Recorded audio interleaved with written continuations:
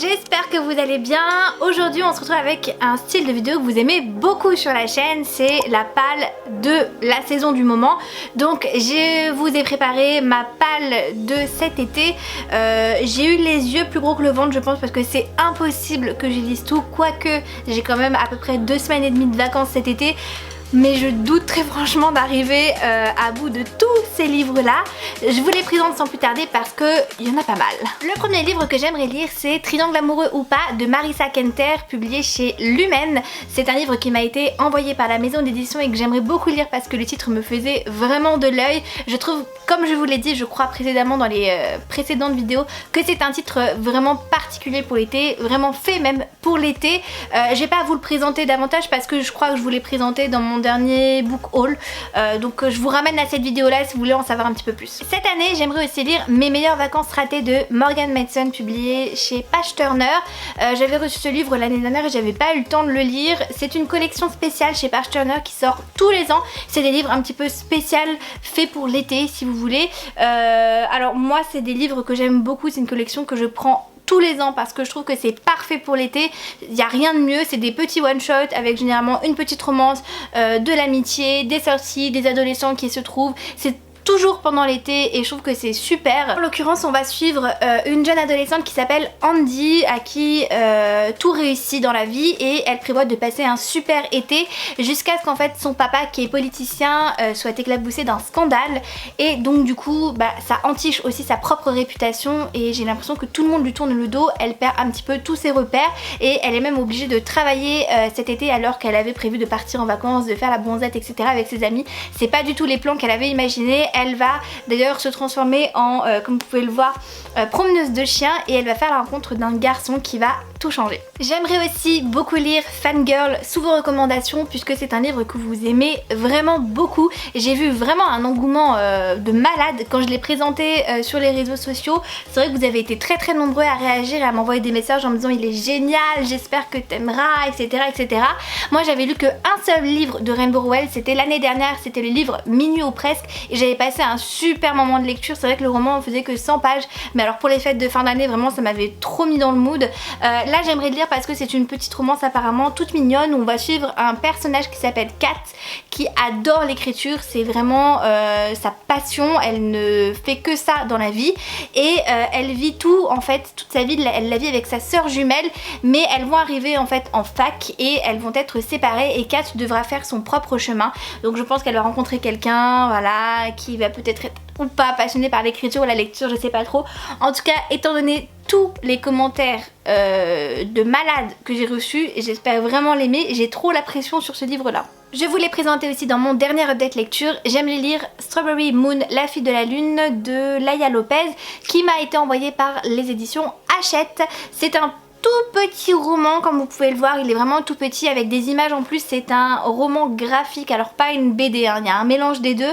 Je vous avais dit que j'avais un petit peu peur parce que je crains que ça soit un peu jeunesse pour moi. Je vais quand même le lire, il fait 100 pages, franchement ça devrait pas me prendre énormément de temps.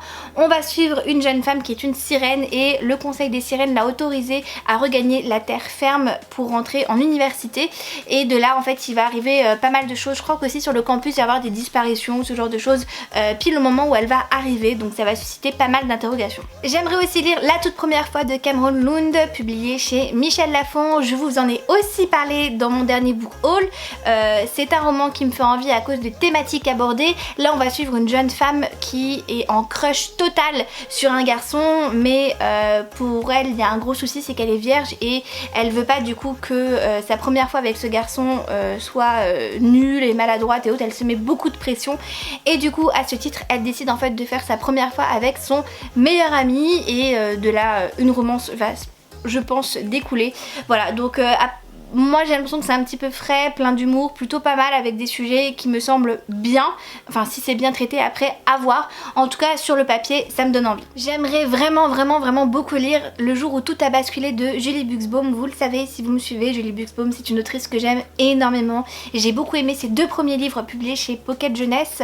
Là c'est un roman qui est très différent. C'est une romance aussi, petite romance young adulte comme je les aime, mais avec un sujet abordé très sombre puisque ça va être autour du 11 septembre et des attentats qui s'est sont produits en fait aux États-Unis. On va suivre une jeune femme qui n'avait que 1 an quand les attentats du 11 septembre se sont passés, et elle est devenue très connue. Elle était le baby, je sais plus quoi, le baby Hope. Voilà, Baby Hope, parce que c'était une photo d'elle qui était secourue quand elle était bébé en fait lors de cet attentat.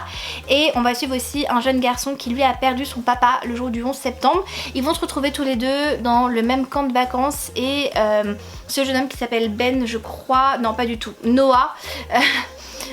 Noah, lui, il est obsédé par le 11 septembre, alors que la jeune fille qui s'appelle Abby, c'est pas du tout le cas. Elle veut vraiment tourner la page, et donc du coup quand lui il va voir que Baby Hope est dans son camp de vacances, il va tout faire pour la convaincre d'enquêter sur le 11 septembre, d'avoir plus d'informations, etc., etc., parce qu'il est obsédé en fait par le décès de son papa.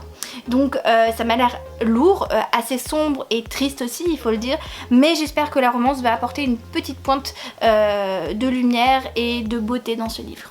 J'aimerais vraiment lire cet été Alex, peut-être, de Jen Bennett, qui m'a été aussi envoyé l'année dernière par les éditions Hugo New Way.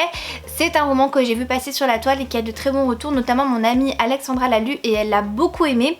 On va suivre une jeune femme qui est passionnée de cinéma et de films, et elle va sur la toile rencontrer un garçon qui s'appelle Alex, et tous les deux vont avoir une très belle amitié, ça va être très fort, mais ils ne se sont jamais vus, et du coup il y a pas mal de pression par rapport à ça, parce que elle a peur de le rencontrer, elle ne sait pas vraiment qui se cache derrière l'écran. Et en même temps elle a trouvé un job en fait durant l'été où elle travaille dans un musée, je crois, voilà, un petit musée local, et elle va rencontrer un jeune surfeur qui s'appelle Porter, et de là va y avoir une certaine attirance, sauf qu'elle ne veut pas se lancer dans une romance sans avoir rencontré Alex. Je crois que c'est un petit peu compliqué pour eux pour qu'ils se rencontrent. Du coup Bailey va faire une petite enquête de son côté pour découvrir qui est Alex, voir un petit peu comment il est, si ça pourrait matcher entre eux, etc. Et il va y avoir une petite enquête. Moi j'aime beaucoup ce genre de petits romans, ça a l'air tout frais, tout mignon. J'espère qu'il y aura des situations assez drôles, parce que c'est ce que j'aime dans les romans en fait que je lis l'été. Je veux que ça soit drôle, frais, et que ça me transporte en termes de romance.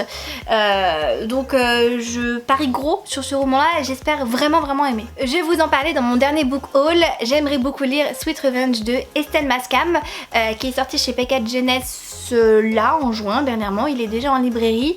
Alors c'est une romance. On va suivre une jeune femme qui s'appelle Vanessa, qui a été victime de revenge porn, ou porn revenge, je sais jamais comment on le dit. En gros, son ex petit copain a publié sur la toile une vidéo de leur Eba, donc c'est très intime, vous vous en doutez bien, et du coup elle va vouloir se venger, parce qu'elle va avoir forcément des répercussions par rapport à ça, et elle va s'allier à l'ennemi, le rival de son ex petit copain, qui n'est d'autre que Kay. Et ensemble du coup ils vont donner une bonne leçon à son ex petit copain. Voilà, donc je pense que ça peut être vraiment bien si le sujet est encore une fois bien traité, à voir. Mais moi j'aime bien la plume d'Estelle Mascam, je trouve que c'est super fluide, ça se lit hyper rapidement et j'accroche toujours hyper facilement, donc j'ai très hâte de le lire, vraiment. J'aimerais beaucoup lire Ne m'oublie jamais de Cathy McGarry, qui est publié chez Peccat Jeunesse. Il est sorti cette année, je crois bien. Encore une fois, c'est une romance. Waouh, on est surpris, vraiment que des romances, dis donc. Que voulez-vous, c'est le genre de livre que j'aime bien lire l'été. Alors, dans cette histoire, nous allons suivre une jeune femme qui s'appelle Ellie et qui a été secourue par un garçon qui s'appelle Drix. Ellie est la fille du gouverneur, et Drix a été libéré par le gouverneur en comment ça s'appelle, en liberté conditionnelle, voilà. Et en fait les parents de Ellie ne veulent pas qu'elle fréquente Drix, qui est pour eux un petit voyou, et pourtant bah voilà, c'est plus fort qu'eux, ils sont tombés amoureux, ils s'aiment, donc ils vont se voir en cachette. Ça va être pour eux des moments particulièrement intenses, mais le problème c'est qu'ils doivent pas faire un seul faux pas et ne pas se faire repérer, parce que au moindre faux pas, en fait le papa d'Ellie a la possibilité de renvoyer Drix en prison, donc c'est un petit peu compliqué, voilà. Donc une romance un petit peu impossible. Moi j'aime bien. J'espère que c'est beau. On m'a dit que j'allais vraiment beaucoup aimer, que j'allais accrocher avec ce livre. La team PKJ me l'a dit, donc je leur fais confiance, ils connaissent mes goûts. En tout cas ça a été un gros coup de cœur de la part de l'équipe éditoriale. À voir du coup de mon côté, hein. Ensuite, j'aimerais lire Un été à emporter de Maureen Goo, que je connais bien puisque j'ai lu certains de ses livres qui ont été aussi publiés chez Page Turner comme d'habitude. Vous voyez, c'est encore cette même collection. Je sais pas si vous allez reconnaître en fait, il y a toujours un cadre blanc et puis le derrière des couvertures est un petit peu coloré, citronné comme ça. Voilà, donc c'est toujours dans cette même collection de l'été. Je voulais absolument le lire. Je ne voulais pas présenter dans mon dernier book haul puisque je l'ai reçu cette semaine. Je crois qu'il est sorti ou qu'il va sortir incessamment sous peu. Alors, c'est pas un roman très gros et on va suivre là plutôt une sorte d'amitié, plus ou moins. Alors, on va suivre Clara et Rose. Clara est une jeune femme qui est trop cool, qui a un groupe d'amis trop cool. Elle est vraiment high level, voilà, au lycée c'est un petit peu elle la petite reine. Et malheureusement, Rose est victime de ses moqueries et des moqueries que ses amis lui font subir. Ils lui font de très mauvaises blagues, donc en gros elle est victime de harcèlement scolaire, disons-le clairement. Et un jour, juste avant les vacances scolaires, eh bien ça se passe mal. Rose en a marre d'être victime de leurs mauvaises blagues et Clara et Rose se battent. Et la conséquence de ça, c'est que Clara et Rose sont obligées tout l'été de travailler dans un food truck pour pardonner un petit peu leur comportement inadmissible. Donc elles sont ennemies, rivales et elles vont devoir s'allier pour travailler dans les meilleures conditions possibles. Donc voilà, je pense que ça peut être plutôt pas mal. À voir, à voir. Je pense pas qu'il y ait de romance, mais ça me dérange pas. Ça a l'air d'être une amitié plutôt bien. J'aime le genre, en fait, j'aime le genre de roman où il y a une évolution dans les personnages. Si au début du roman le personnage est comme ça et qu'à la fin il est toujours comme ça et qu'il n'y a eu aucune évolution, je trouve que c'est pas intéressant. Là, si les personnages ont une bonne évolution, notamment Clara, je pense que ça peut être bien. Après, le roman est pas très grand, donc enfin pas très gros, il est pas épais, donc ça devrait se lire vite. J'aimerais beaucoup lire Nos âmes tourmentées de Morgane Moncomble, que j'ai acheté cette semaine je crois. Je sais plus si je vous l'ai présenté, je m'en souviens plus, peut-être, peut-être pas. Si, je crois que je vous l'ai présenté. C'est le dernier Morgane Moncomble que je n'avais pas dans ma pile à lire et que je n'ai pas lu d'elle en fait, tout simplement. On va suivre Azalée, qui est une jeune femme avec un passé pas facile. Elle est devenue en fait au fur et à mesure des années un peu une femme froide et impassible. Et ce masque qu'elle s'est créé, ce personnage qu'elle s'est créé, manque de se fissurer le jour où elle apprend que sa maman est décédée dans un accident de voiture dans sa ville natale. Donc elle est obligée de revenir à Charleston, qui est sa ville natale. Et là-bas, face aux épreuves qu'elle subit, elle rencontre Eden, je crois. Oui, tout à fait, Eden, qui est son voisin et qui est un mystérieux garçon tatoué, etc., etc. Bon, moi vous m'avez perdu à mystérieux et tatoué. J'étais là, j'achète bien sûr. Donc je suis super contente de découvrir ce roman. J'ai trop hâte de le lire. Je me fais vraiment pas de soucis parce que Morgane Moncomble, enfin, j'ai adoré ces deux premiers livres et tout le monde me dit que celui-là est encore au-dessus, donc c'est à croire qu'elle ne s'arrête jamais, mais j'ai vraiment hâte de le lire. J'aimerais ensuite lire La fiancée de Kiera Cass, que j'ai acheté hier je crois, donc je ne voulais pas présenter, donc je vous le présente. C'est un roman que j'ai très envie de lire depuis sa sortie parce que Kiera Cass, parce que la sélection, parce que tout ça, voilà. Alors là, ça reste un livre sur la royauté, pas exactement dans la thématique de la sélection, mais voilà, on s'y retrouve assez. On va suivre Holly, qui est une jeune femme qui a eu pour ambition toute sa vie d'attirer le prince, comment il s'appelle, le prince et même le roi Jameson, pardon, ce n'est pas un prince, c'est un roi, donc le roi Jameson, et elle arrive finalement à l'attirer dans ses filets. Elle va même se marier avec lui, mais un jour un nouveau duc je crois, ou bref quelqu'un de l'aristocratie arrive à la cour et lui fait un petit peu tourner la tête à notre chère petite Holly, puisqu'elle se rend compte qu'elle a beaucoup de points communs avec lui. Donc un triangle amoureux, n'est-ce pas? Moi ça me dérange pas si c'est bien fait, je fais confiance à Kiera Cass. J'avais pas été dérangée par celui dans la sélection, donc je me dis que ça peut passer pour celui-là en tout cas. J'ai vraiment trop hâte de le lire. Et ensuite je vous présente Covenant, le tome 1 sans mêler de Jennifer L. Armentrout. Alors si vous ne le savez pas, tous les étés en fait je lis une saga d'une traite. L'année dernière j'avais lu en saga Lux du coup de Jennifer L. Armentrout. J'avais adoré ma lecture, mais vraiment hein, j'avais vraiment adoré cette saga. Ça avait été mon obsession de tout l'été. Et j'aimerais beaucoup du coup lire Covenant. Après je vous avoue que je ne suis pas arrêtée sur ma saga de l'été.